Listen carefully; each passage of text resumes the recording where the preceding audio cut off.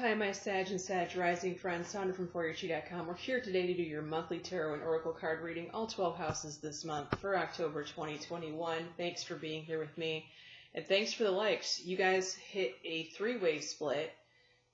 What you were in second place, but then as the month went on, we got another like. So there's a three-way split between you and the Scorpios and the Geminis for the most likes of the previous month's video for Sag. So I'm recording and posting your video first so that you don't have to wait. So keep hitting the like button. For some reason, it seems like I'm hitting the nail on the head for the Sag readings. The Sag readings are getting most of the attention right now. So let's see if I can keep up that momentum. Now, let me just say this. For those of you Sages that have not been feeling in the flow lately, that will turn around.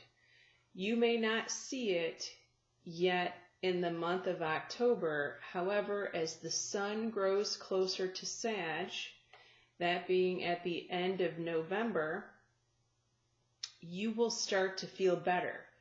Not only that, but sometime in November, I want to say it's mid-November, somebody can correct me if I'm wrong, Jupiter comes back online for you Sagittarius. It's been retrograde for 4 months, and every time it goes into retrograde, the Sagittarians feel it. You are the luckiest sign that there is ruled by Jupiter. You're the only sign ruled by Jupiter, the luckiest planet ever, and you will start to feel that your Jupiter is backing you up more so than you have in the last 4 months, especially over the summer months. And as the year grows on, and as we get closer to the end of the year, you are going to start feeling better. Things are going to start happening in your life. Good news is coming, more luck, more prosperity. People are more generous to you. You're more generous to others. And so on and so forth. So, don't fret too much about this reading. It's really not that bad anyway. However, first week of October for the Sag, this is the panic freak out moment. There is something or someone that has triggered you at the beginning of October. Don't let it consume you. Oftentimes, it's not a real fear anyway. You just think that something's happening all over again, and it's false. Now, what's the advice card we're pulling today from the Ascended Masters deck, which I rarely ever do, but I'm so glad that I did, because in this house, the first house, we pulled Vishnu, which is trust. Trust your gut. Trust that the universe, the higher power, has your back in this situation. Now, it is unusual for me to pull this card twice in 2 different readings this month. I also pulled this card in the exact same house for the Geminis. And for the Geminis, well, let me just say this. If you have Gemini rising, or sun if you're watching for your rising, or if you have a partner who's a Gemini, make sure you watch that reading.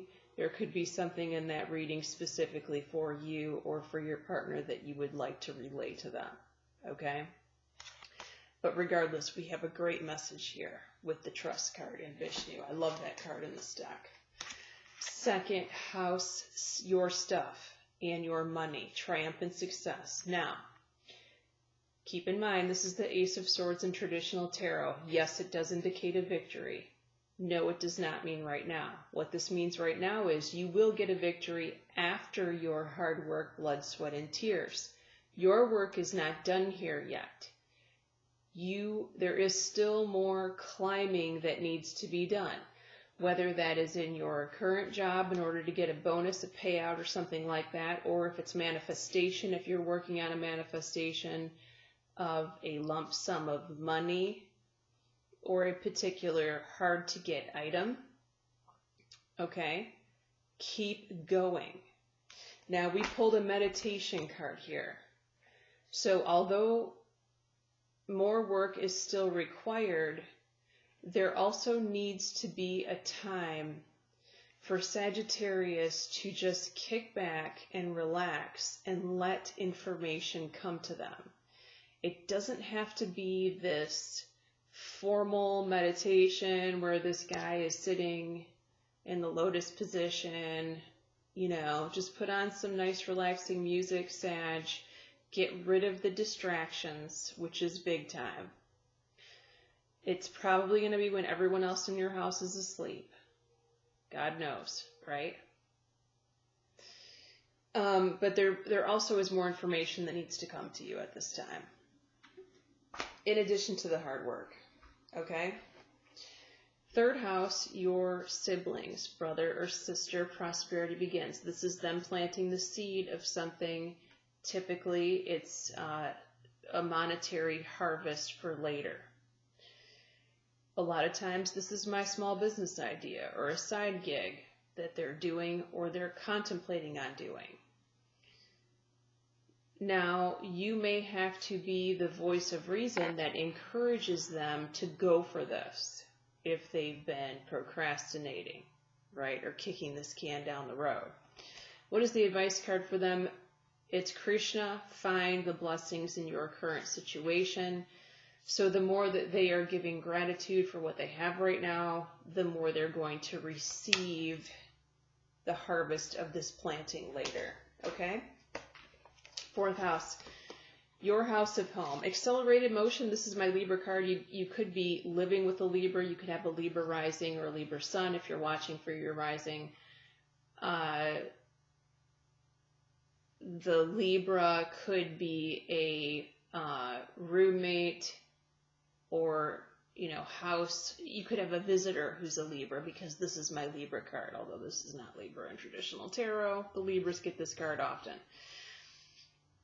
Accelerated motion, for me as a reader in this deck, you guys usually don't pull this, which is why I'm saying it could be related to someone who lives with you or someone who's visiting. However, this could also mean that you are saying yes to something that you should say no to right now, and especially if you are in the midst of trying to relocate or trying to buy and sell your home. This could be a red flag warning, particularly during Mercury retrograde. You really don't want to sign any contracts or make any major decisions like that. Try to procrastinate on that if you can.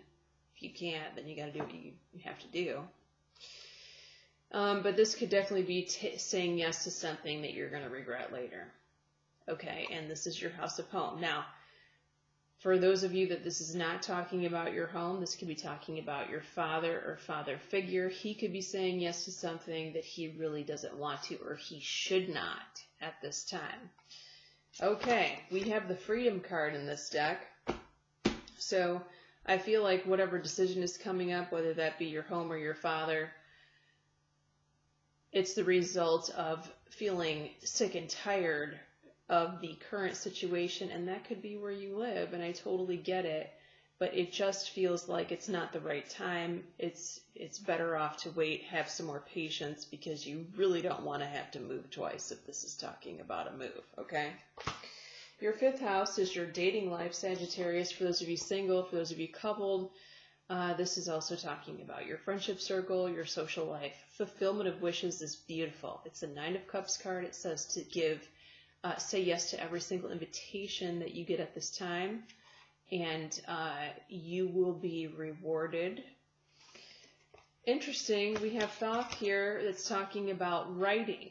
Okay, so Sagittarians are very intelligent people. They're very philosophical. They love to read, and some of them write. If you are one of those people, you may want to join a book club, or you may want to join a writer's group, or you may want to join some sort of Facebook group that has to do with writing. Okay, so if you've received that guidance previously, that's your green light to go for it. I also feel like this has to do with writing in a journal for some of you. Some of you are needing to journal to get something out. Okay? All right.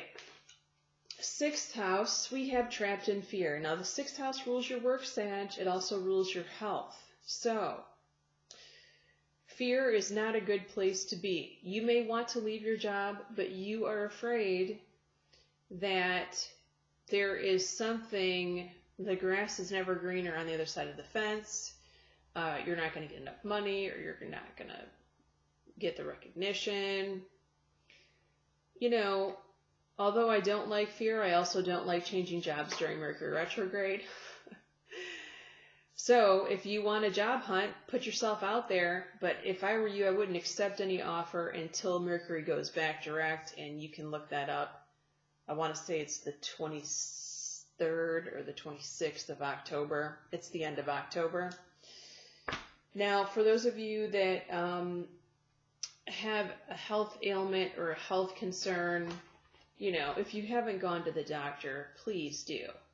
A lot of times people do go to the doctor can't figure it out, and this is a sign to get a second opinion. I often say this on these videos. When my doctor can't figure it out, I go to a functional medicine doctor.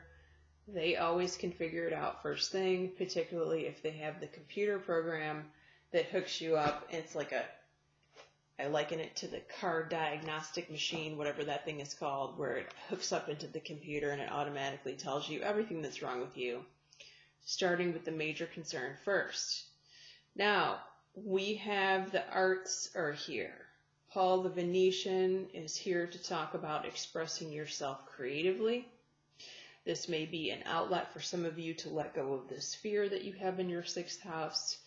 And, you know, we did pull the writing card, so for those of you that write, you really maybe want to be heavy with the pen and the paper this month. I feel like that's going to help you guys tremendously, and gals. Seventh house is your house of primary partnerships, your primary relationship. You have power. Power suggests a struggle or a challenge at this time. You know, communication is harsh, of course, with Mercury. And it's we have negative aspects in the planets this month. So that could be a problem in communicating. If you feel challenged, you may actually want to write your partner a letter, an old-fashioned note with the pen and paper like we just talked about, expressing your feelings or speaking your truth or both. There might need to be a message that you have to convey in order for them to really hear you. I just realized that my microphone is not where it's supposed to be here. Hopefully you guys can hear me, and gals. We need to go to this advice card, though. Lady Nada. I wanted to say Mother Nada, but so we have a feminine ascended master that's present here. Mother, wife, sister, daughter. This may be talking about your partner who is female. For others of you, you might actually receive advice from your mother or mother figure that's going to help you with this relationship trouble or relationship issue at this time. You know, for others of you, if you have grown daughters, you may also receive some advice from a daughter, which is highly unusual. However, this daughter may have universal knowledge in her past lifetimes that's coming to the surface. And, you know, sometimes with kids, I see this with younger kids a lot, they just seem to blurt out things that are so spot on true that can be shocking at times. I know my kids have done it. And it's really a shocking moment of truth. You know, that your guides or angels or whoever just came through with this advice from your 3-year-old. Okay, 8th house, destiny. So for those of you coupled or partnered, you may be getting extra money. I'm getting sums of money. This could be a large amount or bigger than usual that's coming from your relationship.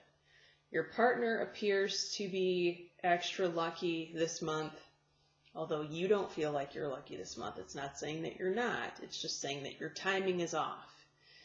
Now, this house also rules contracts, taxes, and legal matters, so you may land some kind of contract that you've been waiting for this month. You may also be lucky in the sack. 8th house rules intimacy. I can't rule it out. If that's you, make sure you write me a comment or send me an email. I'd love to hear about it. We've got more Egyptian Ascended Masters. Horus is here to say you are seeing the truth about this situation. This could also mean that you're following a lucky hunch with the Wheel of Fortune and this follow your gut card. Trust your gut, okay? It's interesting that we pulled this both in the a similar message, right, with Vishnu and trust in your first house. You are seeing the future accurately, Sagittarius. All right, 9th house. We pulled a similar message here with both cards in the 9th house. 9th house rules your travel. It also rules your school for those of you that are going to school or taking a class. Emotional loss says there's something missing. If you book that trip, if you go on that vacation, there is definitely someone or something missing, and you are going to do whatever you can to try to fix this to make yourself feel better. However, the advice card right now is to let it go, Kuan Yin, and detach from the results. Detach from the outcome is what I'm getting here. Okay, so you may need to, or you may just all of a sudden decide not to go on this trip after all and to push it back a bit, and that's okay. 10th house, okay, speaking of sight, psychic sight, here you are. This is your card. The Sagittarius is the gifted visionary. They can see a picture in their mind's eye, many of them, and they can write it down. They can make it come to fruition. This is what makes them so good at meditation, and I know a whole host of very accurate psychic mediums who are Sages because of that visual gift. Work your magic, Saint Germain, and another purple card. I mean, you can't get any better than this. And the 10th house, don't forget, rules your career and also rules your mother. You may be getting psychic imagery with regard to your mother or regard to a future situation with your career. For some of you, this could even be talking about a new career. But it's no accident here that we have this, is it a dodecahedron? I can't remember the name of the shape right now. It's evading me. It'll come to me. Hopefully by the time I end this video.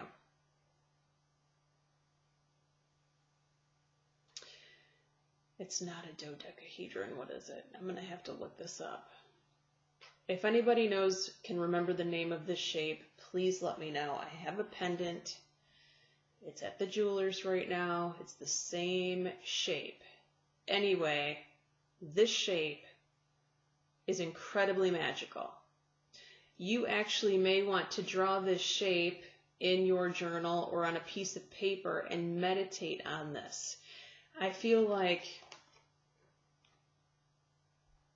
with your third eye chakra, with your Saint Germain and work your magic,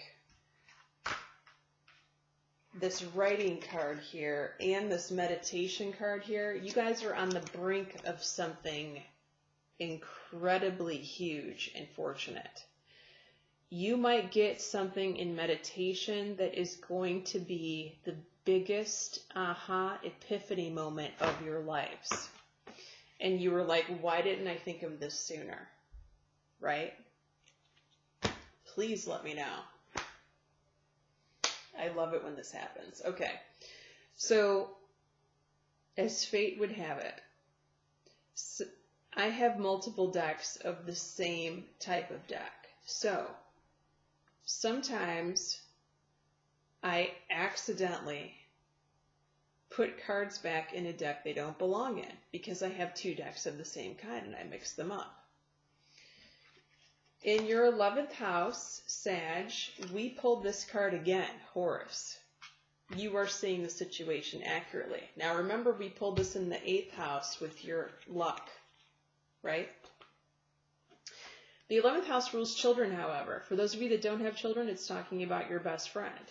So your best friend or your child is researching what they want to do next in their life.